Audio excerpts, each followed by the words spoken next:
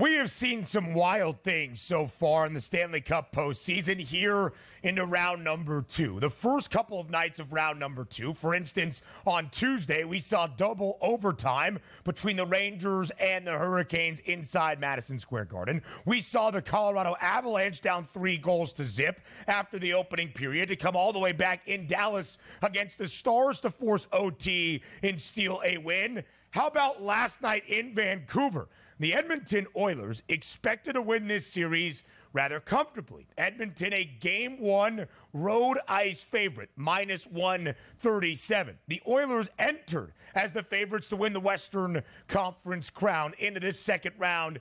And really, through the first period and a half, Donnie, Edmonton was up 4-1. It seemed like the odds makers were going to be correct in their evaluation. And then Vancouver had other ideas. The Canucks score 4 unanswered to win this game 5-4 in steel, if you want to call it that. The opening game of this second round series on home ice in Vancouver, outright as an underdog. A total of 6.5 pregame does go over. Yeah, and it's a fun series you're going to get because anytime the Oilers are playing, you know you're going to get that high-flying, back-and-forth type hockey action that we love. But here's the simple fact of the matter.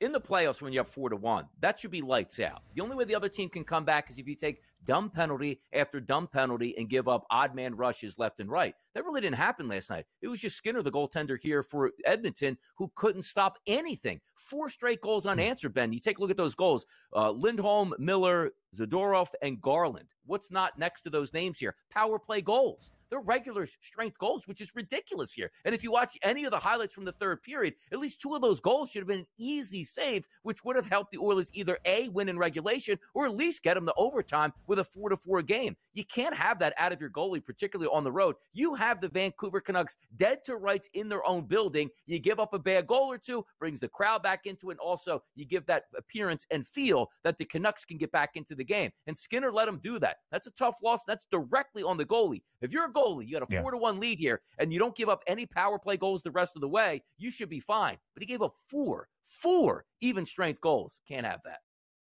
The Oilers still a minus 142 series outright favorite. The odds not out yet for game number 2 tomorrow night in Vancouver, but we would expect Edmonton to still be a road ice favorite. However, the Canucks, as we learned last night, not going to make this easy. Now, we go to the first game of the evening, game number 2 of this second round series in the Eastern Conference semifinals between familiar foes, the Florida Panthers and the Boston Bruins. Again, last year, the Boston Bruins, best regular season team in the history of the National Hockey League, winners of the President's Trophy, an absolute wagon, had a 3-1 series lead in the opening round over the measly 8 seed, the Florida Panthers. Florida responds by winning the next 3 games to win the series in 7 and makes it all the way to the Stanley Cup Finals. This year, Boston had revenge on its mind. They won all 4 matchups against Florida in the regular season, won game number 1 in Sunrise of this series, putting a shellacking on Florida 5-1. And the Panthers said enough of that. A 6-1 victory last night for Florida in game number 2. A minus 166 home ice money line favorite. Florida draws even in this series, matching things up at 1 game apiece.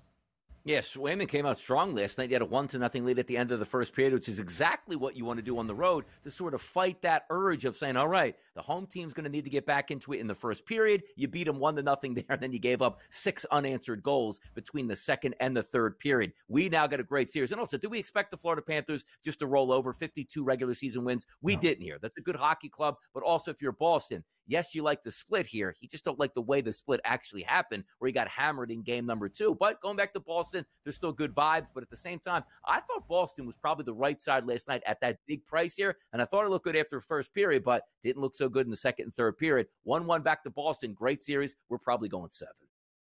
And with all the games these two have played against each other in the last 2 years, you can tell there is some animosity. 148 penalty minutes last night, fight after fight, including the superstars. Matthew Tkachuk for the Panthers, David Pastrnak for the Bruins getting tangled up. That's old school hockey. Yeah. Maybe not the smartest in the postseason, but that's old school hockey. The Avalanche now, the favorites to win the Stanley Cup. They did so 2 years ago, a plus 380 price on Colorado. The Rangers, the second best number at plus 430, 10 cents in front of the Panthers, a plus 440 price for Florida. The Oilers down 0-1 in their series against Vancouver, now move back to the fourth best number at 5-1.